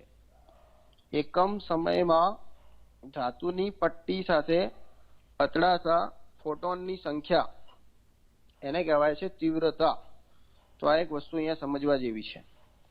હવે એક વસ્તુ સમજો કે ઇન્ટેન્સિટી અગર વધારે છે, તીવ્રતા વધારે છે, તો બહાર નીકળતા ફોટોનની સંખ્યા વધી જશે. તીવ્રતા અગર વધારે હશે તો બહાર નીકળતા ફોટોનની સંખ્યા વધારે હશે. બહાર નીકળતા ઇલેક્ટ્રોનની સંખ્યા વધારે હશે. તીવ્રતા અગર વધારે છે તો શું થશે? તીવ્રતા અગર વધારે હશે તો બહાર નીકળતા ઇલેક્ટ્રોનની સંખ્યા વધારે થશે. સમજાવી જશો? આ તીવ્રતા શું છે? તો તીવ્રતા એ સંખ્યા છે, સમજો ફોટોનની, કે 1 સેકન્ડમાં જેટલા વધારે ફોટોન અથડાય એટલી પ્રકાશની તીવ્રતા વધારે. ક્લિયર? અને વધુ તીવ્રતા વાળો જે પ્રકાશ હોય એમાં ફોટોનની સંખ્યા પણ વધુ હોય. જેમાં વધુ તીવ્રતા વાળો પ્રકાશ હોય એમાં ફોટોનની સંખ્યા વધુ હોય, અને જેટલા વધારે ફોટોન અથડાય એટલા વધુ ને વધુ ઇલેક્ટ્રોન બહાર નીકળે. એટલે આઈન્સ્ટાઈન શું માનતો હતો? સીધી ભાષામાં કહું ને તો આઈન્સ્ટાઈન એવું માનતો હતો કે અહીંયા જેટલા બી ઇલેક્ટ્રોન છે, સમજો અહીંયા જેટલા બી શું છે? ઇલેક્ટ્રોન છે. અહીંયા જેટલો બી નેગેટિવ ચાર્જ છે, સમજો જેટલા પણ ઇલેક્ટ્રોન છે, જેટલો પણ અહીંયા નેગેટિવ ચાર્જ છે, ક્લિયર? એ બધા ઇલેક્ટ્રોન એમ કે ફોટોનમાં રહેલી શક્તિમાંથી, જેમ કે સમજો અહીંયા ધારો કે ફોટોન અથડાયો તો અહીંયા ફોટોન અથડાઈ ગયો અને ફોટોનમાંથી જે શક્તિ મળી એ શક્તિ લઈને ઇલેક્ટ્રોન એમ કે બહાર આવી ગયો. ક્લિયર? તો ધારો કે હવે અહીંયાથી ઇલેક્ટ્રોન બહાર આવી જશે, એમ અહીંયાનો ઇલેક્ટ્રોન હશે એ બહાર આવી જશે, એવું સીધી વાત હતી આઈન્સ્ટાઈનની. અને જેટલા વધારે ફોટોન આપાત થશે એટલા વધારે ઇલેક્ટ્રોન બહાર આવશે. ક્લિયર? હવે બીજી એક વસ્તુ તમારે સમજવાની છે, અહીંયા આવૃત્તિ સમજવાની છે. ચલો હવે આવૃત્તિ શું છે? તો આવૃત્તિ એ ત્યારે વપરાતો શબ્દ છે કે જ્યારે આપણે એવું માન લઈએ કે આપણો જે પ્રકાશ છે એ તરંગ પ્રકૃતિ ધરાવે છે. ધ્યાન રાખો, આપણે એવું માન લઈએ કે પ્રકાશ કઈ પ્રકૃતિ ધરાવે છે? તરંગ પ્રકૃતિ ધરાવે છે. ત્યારે તમે આવૃત્તિ શબ્દ વાપરી શકો. હવે ધ્યાન રાખો, તીવ્રતા શબ્દ એ જુદો છે. તીવ્રતા શબ્દ ક્યારે વપરાય? તો તીવ્રતા શબ્દ ત્યારે વપરાય કે જ્યારે પ્રકાશ કણ પ્રકૃતિ ધરાવે છે. જ્યારે પ્રકાશ કણ પ્રકૃતિ ધરાવે છે ત્યારે તમે તીવ્રતા શબ્દ વાપરી શકો. અને જ્યારે આપણો પ્રકાશ એ તરંગ પ્રકૃતિ ધરાવે છે, વેવ નેચર ધરાવે છે, ત્યારે તમે આવૃત્તિ શબ્દ વાપરો છો. ચલો હવે આવૃત્તિની વ્યાખ્યા શું છે? તો બધાને ખબર હશે આવૃત્તિની વ્યાખ્યા. એકમ સમયમાં ઉત્પન્ન થતા શૃંગ અને ગર્તની સંખ્યા. સમજો કે આ તરંગ છે, મારી જોડે આ એક તરંગ છે. જે આ નીચેનો ભાગ છે તરંગની અંદર, આ જે નીચેનો ભાગ છે અને શૃંગ કહેવાશે, અને આ જે ઉપરનો ભાગ છે આને ગર્ત કહેવાશે. તો એક સેકન્ડમાં કેટલા શૃંગ અને કેટલા ગર્ત ઉત્પન્ન થાય છે એની સંખ્યાને આપણે બેટા આવૃત્તિ કહીએ છીએ. એક સેકન્ડમાં કેટલા શૃંગ અને કેટલા ગર્ત ઉત્પન્ન થાય છે એની સંખ્યાને આપણે આવૃત્તિ કહીએ છીએ. સારું, હવે અહીંયા ધ્યાન આપજો કે આવૃત્તિ વધારે હશે તો શું થશે? તો ચલો ધારો કે તમારી જોડે આ એક ધાતુની પટ્ટી છે. ચલો બેટા,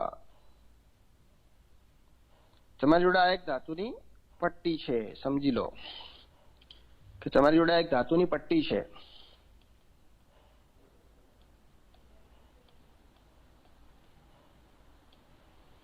સારું, ચલો આ તમારી જોડે એક ધાતુની પટ્ટી છે, આના અંદર ઇલેક્ટ્રોન છે. સમજો ધાતુની પટ્ટીમાં શું છે?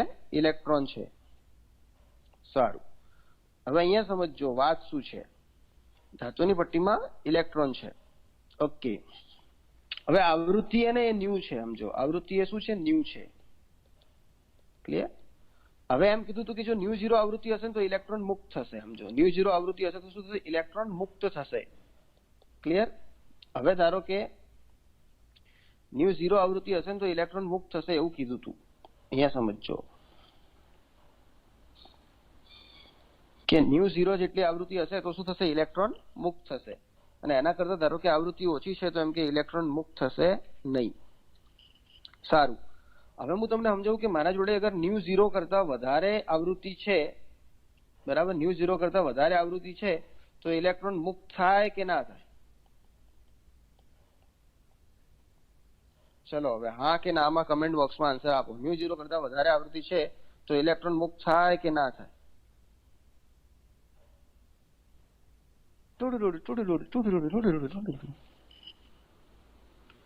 હા કે ના માં આન્સર આપશો. થાય થાય થાય થાય.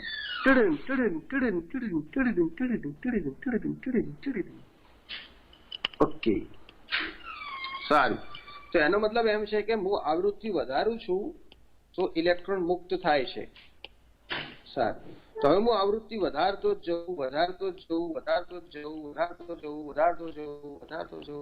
જઉં તો એમ વધુ ને વધુ ઇલેક્ટ્રોન મુક્ત થતા જશે.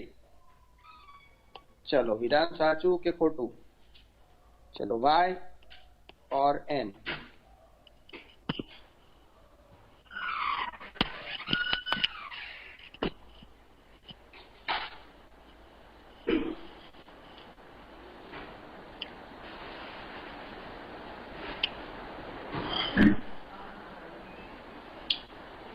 ના પાડે છે, ના.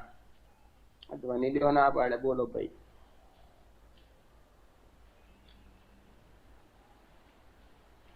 પરમવીર પણ ના પાડે છે. એટલે કોક તો હા પાડો મારા હરાવો. છોડીઓ છો ગઈ બધી?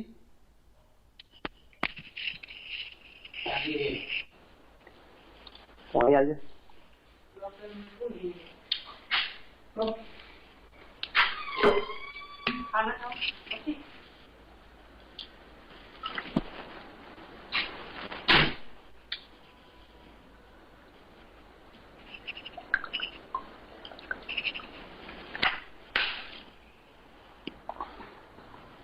સારું, તો બધા સાંભળજો, બધા ધ્યાનથી કહી દઉં ભાઈ હવે વાત. તો ધ્યાન રાખજો, તમે જેમ જેમ આવૃત્તિ વધારશો તેમ નવા ઇલેક્ટ્રોન મુક્ત નહીં થાય. જેમ જેમ આવૃત્તિ વધારશો એમ નવા ઇલેક્ટ્રોન મુક્ત નહીં થાય. પણ જે ઇલેક્ટ્રોન મુક્ત થયો છે તેની ગતિ ઉર્જા વધશે.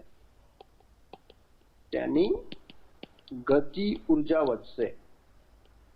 હવે અહીંયા એક વસ્તુ તમારે સમજવાની છે કે આ સ્ફટિક છે મારી જોડે, એના અંદર અહીંયા ઇલેક્ટ્રોન છે. સ્ફટિકની અંદર આ શું છે? ઇલેક્ટ્રોન છે. ઓકે, હવે ધારો કે હું અહીંયા તીવ્રતા વધારું છું. તીવ્રતા મતલબ કે ઇન્ટેન્સિટી વધારું છું. સમજો, જેમ જેમ ઇન્ટેન્સિટી વધશે ને એમ એમ ઇલેક્ટ્રોનની સંખ્યા વધશે.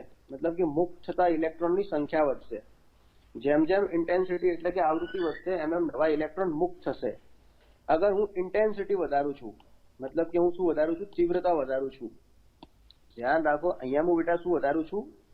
તીવ્રતા વધારું છું, ઇન્ટેન્સિટી વધારું છું. હવે કેસ નંબર 2, ધારો કે હું આવૃત્તિ વધારું છું. સમજો, ન્યુ મતલબ કે આવૃત્તિ અગર વધારું છું તો થશે કેવું કે જેમ જેમ હું આવૃત્તિ વધારતો જઈશ, સમજો અહીંયા મેં ઇન્ટેન્સિટી વધારી છે, આવૃત્તિ વધારી છે. દેખો, આને હાઇલાઇટ કરું છું. ઓકે, ચલો, મેં ઇન્ટેન્સિટી યાની કે આવૃત્તિ વધારી છે. સારું, હવે તો આવૃત્તિ વધારવાથી શું થશે? તો આવૃત્તિ વધારવાથી થશે એવું, સમજો કે જેમ જેમ આવૃત્તિ વધતી જશે, ન્યુ જેમ જેમ વધતો જશે એમ અહીંયાથી ઇલેક્ટ્રોન જે મુક્ત થશે એ ઇલેક્ટ્રોનની ગતિ ઉર્જામાં વધારો થશે. શું થશે? એની ગતિ ઉર્જામાં વધારો થશે. અહીંયાથી જે પણ ઇલેક્ટ્રોન મુક્ત થશે એ ઇલેક્ટ્રોનની ગતિ ઉર્જામાં વધારો થશે. કેમાં વધારો થશે? ઇલેક્ટ્રોનની ગતિ ઉર્જામાં વધારો થશે. તો ધ્યાન રાખજો કે તમારી જોડે જો ન્યુ 0 કરતા ન્યુની કિંમત, સમજો ધારો કે તમારી જોડે આવું છે, પહેલા સમજો કેસ 1, ધારો કે ન્યુ 0 કરતા ન્યુ ઓછો છે, તો એનો મતલબ કે ઇલેક્ટ્રોન મુક્ત નહીં થાય. સમજો, ન્યુ 0 કરતા ન્યુની કિંમત ઓછી છે, મતલબ કે થ્રેશોલ્ડ આવૃત્તિ કરતા ઓછી આવૃત્તિ વાળો પ્રકાશ તમે આપાત કરશો તો ઇલેક્ટ્રોન મુક્ત નહીં થાય. આ બધા ગોલ્ડન કી પોઈન્ટ્સ છે, ધ્યાન રાખજો. હવે જે બી લખી રહ્યો છું બધા ગોલ્ડન કી પોઈન્ટ્સ છે. જે બી હું લખી રહ્યો છું બધા ગોલ્ડન કી પોઈન્ટ્સ છે. સારું, કે ન્યુ 0 કરતા જો ન્યુ ઓછો હશે તો ઇલેક્ટ્રોન મુક્ત નહીં થાય. એનો મતલબ એમ છે કે થ્રેશોલ્ડ આવૃત્તિ કરતા ઓછી આવૃત્તિ હશે તો ઇલેક્ટ્રોન મુક્ત નહીં થાય. ચલો, હવે થ્રેશોલ્ડ આવૃત્તિ કરતા, થ્રેશોલ્ડ આવૃત્તિ જેટલી આવૃત્તિ હશે તો ઇલેક્ટ્રોન મુક્ત થશે. ચલો, અને બીજી એક વસ્તુ ધ્યાન રાખજો કે થ્રેશોલ્ડ આવૃત્તિ કરતા જો આવૃત્તિ વધી જાય, થ્રેશોલ્ડ આવૃત્તિ કરતા જો આવૃત્તિ બેટા વધી જાય છે તો સમજો શું થશે? તો ધ્યાન રાખવાનું કે ઇલેક્ટ્રોન મુક્ત થશે. ઇલેક્ટ્રોન શું થશે? મુક્ત થશે. અને તેની ગતિ ઉર્જામાં વધારો થશે. ઇલેક્ટ્રોન મુક્ત થશે અને તેની ગતિ ઉર્જામાં વધારો થશે. ક્લિયર? બીજું મોસ્ટ આઈએમપી વસ્તુ અહીંયા ધ્યાન રાખજો. જો હવે હું તમારો ફોટો બનાવું છું, ક્લિયર? તમે ઓળખી ગયા હશો કોણ છે. સારું, તો ધ્યાન રાખજો કે તમે અગર આવૃત્તિ વધારો છો તો આવૃત્તિ વધારવાથી ઇલેક્ટ્રોન મુક્ત થશે અને ઇલેક્ટ્રોનની શું વધશે બેટા? ઇલેક્ટ્રોનની શું વધશે?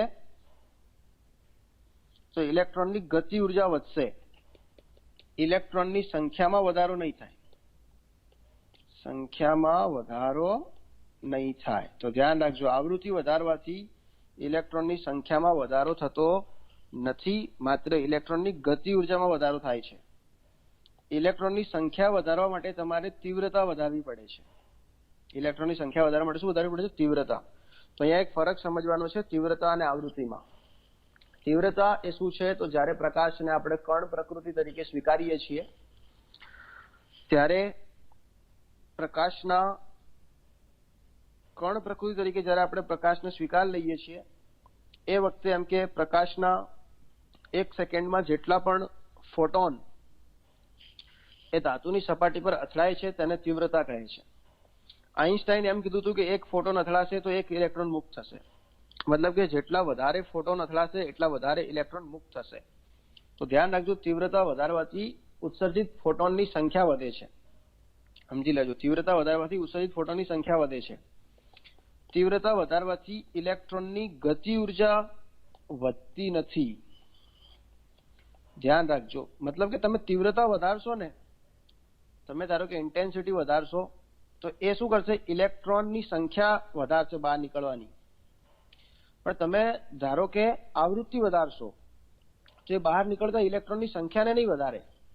બહાર નીકળતા ઇલેક્ટ્રોનની સંખ્યાને નહીં વધારે, પણ જે ઇલેક્ટ્રોન ઓલરેડી બહાર નીકળી ગયા છે એ ઇલેક્ટ્રોનની ગતિ ઉર્જામાં વધારો કરશે. તો અહીંયા ખાસ સમજી લઈશું કે તીવ્રતા વધવાથી ઇલેક્ટ્રોનની સંખ્યા વધશે, બહાર નીકળતા ઇલેક્ટ્રોનની સંખ્યા વધશે, એમની જે ગતિ ઉર્જા કેઈ હશે એ અચળ રહેશે અગર તમે તીવ્રતા વધારો છો તો. અને તમે જો આવૃત્તિ વધારો છો તો બહાર નીકળતા ઇલેક્ટ્રોનની સંખ્યા અચળ રહેશે. જો બહાર નીકળતા ઇલેક્ટ્રોનની સંખ્યા અચળ રહેશે, મતલબ કે આવૃત્તિ વધારવાથી બહાર નીકળતા ઇલેક્ટ્રોનની સંખ્યા વધતી નથી, પણ થશે કેવું કે જે ઇલેક્ટ્રોનની ગતિ ઉર્જા છે એમાં વધારો થશે, એની ગતિ ઉર્જામાં વધારો થશે. સારું, તો આ ધ્યાન રાખજો.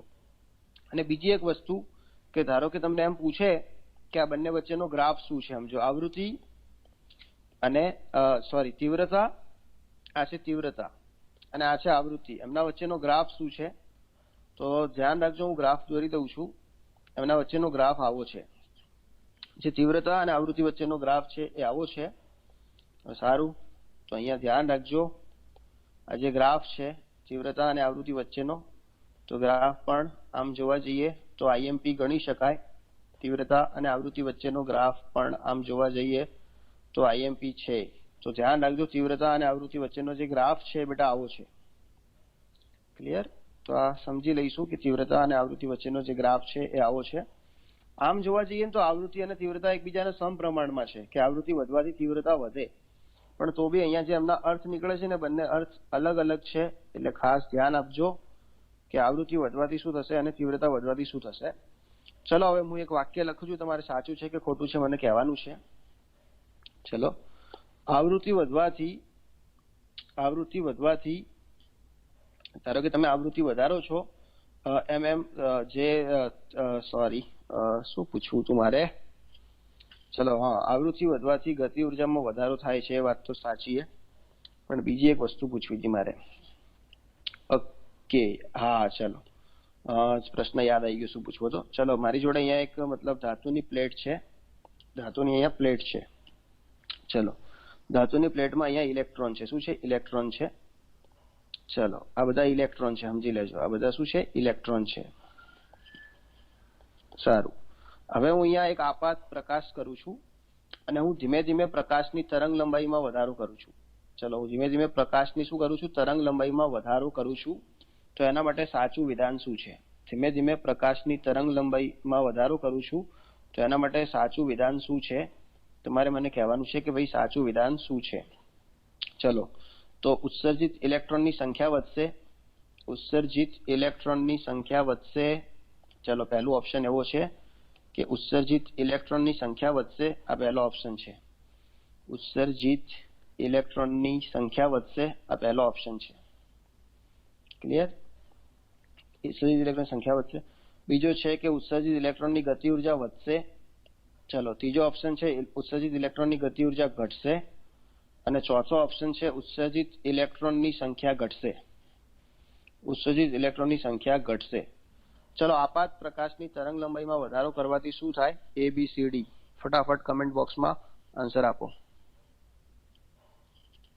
ઓકે, તરંગ લંબાઈ વધારવાથી શું થશે?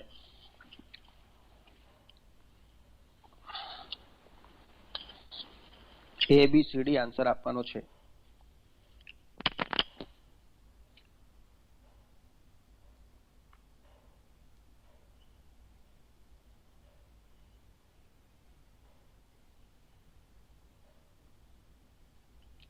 ચલો ઉત્સર્જિત ઇલેક્ટ્રોનની સંખ્યા વધશે. મહેતા સિદ્ધાંત. અંજલિને બી સંખ્યા વધારવી છે. તો અનિલને ગતિ ઉર્જા વધારવી,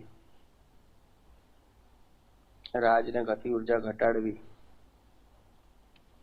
સારું, બાકીના તો જવાબ આલવો નહીં. તરંગ લંબાઈ વધે છે તો શું થશે? આપાત પ્રકાશની તરંગ લંબાઈ વધે છે તો શું થશે?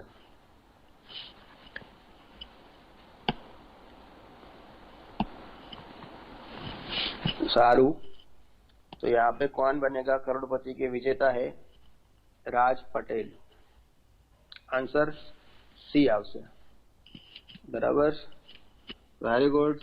એકવાર જોરદાર તાળીઓ ઘરે બેઠા આપણા ભાઈ શ્રી રાજભાઈ માટે. ઓકે, તો હવે ધ્યાન આપો બેટા. થશે કેવું કે જેમ જેમ લેમડા વધશે, હવે સમજો, જેમ જેમ લેમડા વધશે તરંગ લંબાઈ વધશે, એમ આવૃત્તિ ઘટશે. કેમ કે શું એ nu is equal to c upon lambda, તો ન્યુ ચલે છે 1 અપોન લેમડા થશે. જેમ જેમ તરંગ લંબાઈ વધશે એમ આવૃત્તિ ઘટશે. હવે મેં તમને જે ભણાવ્યું એ સમજો, મેં તમને જે ભણાવ્યું ને સમજો. હવે બતાવું બધું. ચલો હવે આવૃત્તિ ઘટે ને તો ગતિ ઉર્જા ઘટે.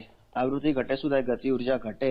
મેં તમને ભણાવ્યું છે મારા લાલાઓ, મારા વાલાઓ, મારા ઢોલાઓ. બતાવું હવે. ઓકે, ચલો. આવૃત્તિમાં વધારો થશે. આ લખેલું દેખાય, રાઉન્ડ કર્યું. જો આવૃત્તિમાં વધારો થશે તો ગતિ ઉર્જામાં વધારો થશે. હારાઓને ભણાઈને પૂછીએ ટણપાઓને તોય આવડતું નહીં.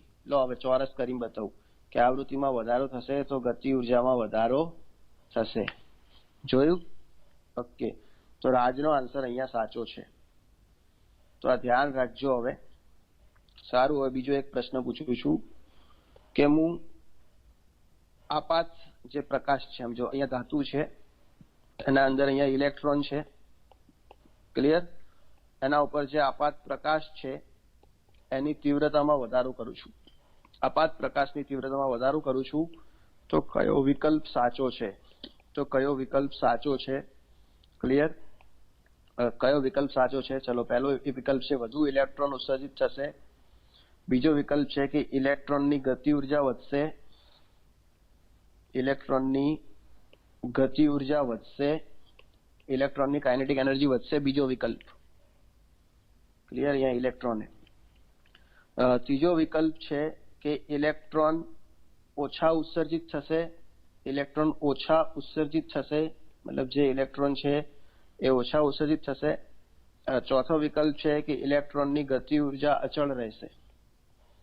ઇલેક્ટ્રોનની ગતિ ઉર્જા અચળ રહેશે. અને એના પછીનો જે વિકલ્પ એવો છે એમાં એવું કીધું છે કે ભાઈ એ અને D both correct. A and D both correct એવું કીધું છે. ચલો, શું આવશે આન્સર?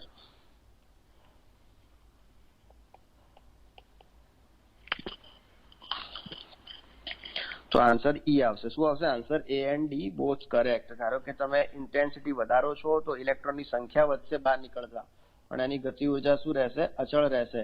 કેમ કે આવૃત્તિના કારણે, આવૃત્તિ વધવાથી જે ઉર્જા આવે છે એ સંખ્યા ઉપર ઇફેક્ટ કરે છે, એ ગતિ ઉર્જા ઉપર ઇફેક્ટ કરતી નથી. તો જો હવે ફોટો ઇલેક્ટ્રિક ઇફેક્ટ ઉપરથી તમને આટલા TFTT પ્રકારના ક્વેશ્ચન પૂછશે. તમને એમ પૂછશે કે આઇન્સ્ટાઈનની શબ્દો કયા હતા. તો આઇન્સ્ટાઈનના શબ્દો ફરીથી બોલ દઉં છું બેટા. એણે એમ કીધું હતું કે જેવો ફોટોન અથડાશે એવો તરત ઇલેક્ટ્રોન મુક્ત થશે, એક પણ ક્ષણની રાહ જોવામાં આવશે નહીં. અને જેટલા વધારે ફોટોન અથડાશે એટલા વધારે ઇલેક્ટ્રોન મુક્ત થશે. એનો મતલબ કે જેમ પ્રકાશની તીવ્રતા વધશે એમ વધુ ને વધુ ઇલેક્ટ્રોન મુક્ત થશે. આ આઇન્સ્ટાઈનના શબ્દો છે. ધ્યાન રાખજો, તીવ્રતા વધશે એમ વધારે ઇલેક્ટ્રોન મુક્ત થશે. આ આઇન્સ્ટાઈનના શબ્દો છે. પછી પાછળથી જે કીધું ને, હા, પણ એક વસ્તુ સમજો કે ઇલેક્ટ્રોન મુક્ત થવા માટે થ્રેશોલ્ડ આવૃત્તિ જરૂરી છે. સમજો, ઇલેક્ટ્રોન મુક્ત થવા માટે થ્રેશોલ્ડ આવૃત્તિ જરૂરી છે. એનો મતલબ કે ઓછામાં ઓછી એ આવૃત્તિની જરૂર છે કે જે આવૃત્તિથી ઇલેક્ટ્રોન મુક્ત થઈ શકે. તો એ આવૃત્તિને આપણે શું કહેતા હોઈએ છીએ? થ્રેશોલ્ડ આવૃત્તિ કહેતા હોઈએ છીએ. કે જે આવૃત્તિના કારણે શું થાય? ઇલેક્ટ્રોન મુક્ત થાય. તો એ આવૃત્તિને બેટા આપણે થ્રેશોલ્ડ આવૃત્તિ કહેતા હોઈએ છીએ. સારું, તો ધ્યાન રાખવાનું કે જે આવૃત્તિથી ઇલેક્ટ્રોન મુક્ત થતા હશે એ આવૃત્તિને આપણે થ્રેશોલ્ડ આવૃત્તિ કહીએ છીએ. થ્રેશોલ્ડ આવૃત્તિ કરતા વધારે આવૃત્તિ હશે તો જ ઇલેક્ટ્રોન મુક્ત થશે, બાકી ઇલેક્ટ્રોન મુક્ત થશે નહીં. આ વાક્ય હર્ટ્ઝનું છે. આ વાક્ય હર્ટ્ઝનું છે. થ્રેશોલ્ડ આવૃત્તિ કરતા વધારે આવૃત્તિ હશે તો જ ઇલેક્ટ્રોન મુક્ત થશે, બાકી ઇલેક્ટ્રોન મુક્ત નહીં થાય. આ સેન્ટેન્સ હર્ટ્ઝનું છે. બરાબર. આઈન્સ્ટાઈનને આવૃત્તિ સાથે કોઈ જ લેવા દેવા નથી, કેમ કે આઈન્સ્ટાઈન એ પ્રકાશની કણ પ્રકૃતિ સમજાવે છે. આઈન્સ્ટાઈન એ પ્રકાશની તરંગ પ્રકૃતિ સમજાવતા નથી. ઓકે, તો ધ્યાન રાખજો. હવે પ્રકાશની અહીંયા બે પ્રકૃતિની વાત હતી, કણ પ્રકૃતિ